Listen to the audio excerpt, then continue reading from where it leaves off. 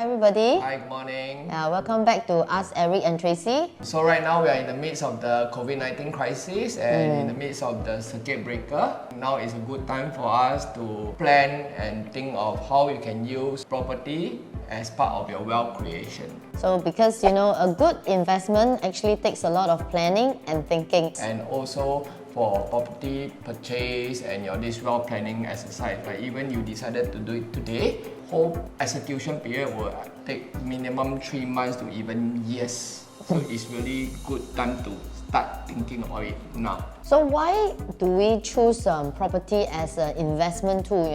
Property is good because it's actually a very good hedge against inflation. It is actually for a long-term growth. If you are someone like me who do not like to keep looking at figures every day, checking my investment portfolio, then investing in property is actually good for you.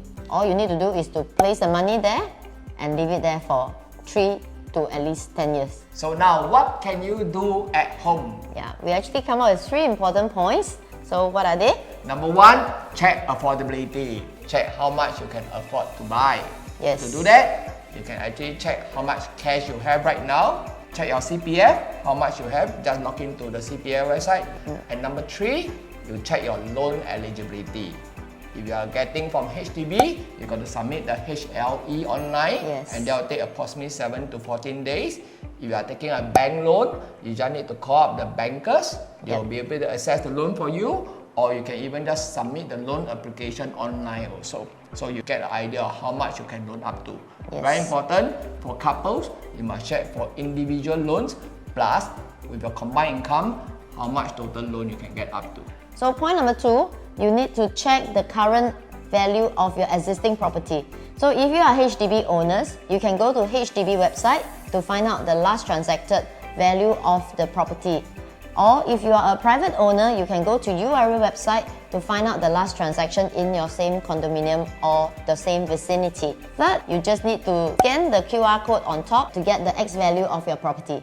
Number 3, check the potential of your current property. So what I mean by that, a lot of people, they will just stop at checking the value, how much their place is worth now to decide whether to sell or not. But I think more important is you must check, is there any more upside potential. You can comb all the news, see any new development coming up, look at the master plan, see what are the zoning for the land parcel around your properties. Okay, and also you can check with the LTA site to see what are the up and coming transport node or MRT station are they going to come up around your place. Because usually if you have new developments or you have new transport that is upcoming, it will actually help to bring up the value of your current flat. So maybe you might want to consider holding it as well. So after you have checked all those above, so now what are the options available for you?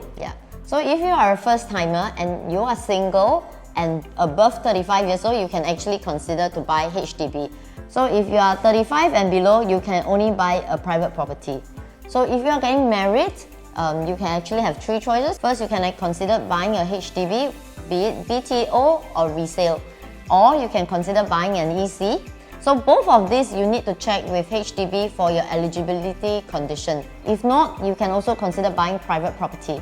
So for existing homeowners, you will have more choices and more planning to be done.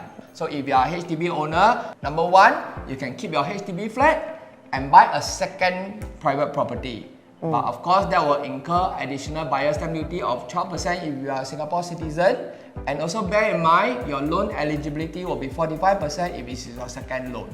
Second option, you can actually decide to sell your HDB flat, cash out the profit, and you buy either 1 or 2 private property depending on your loan eligibility.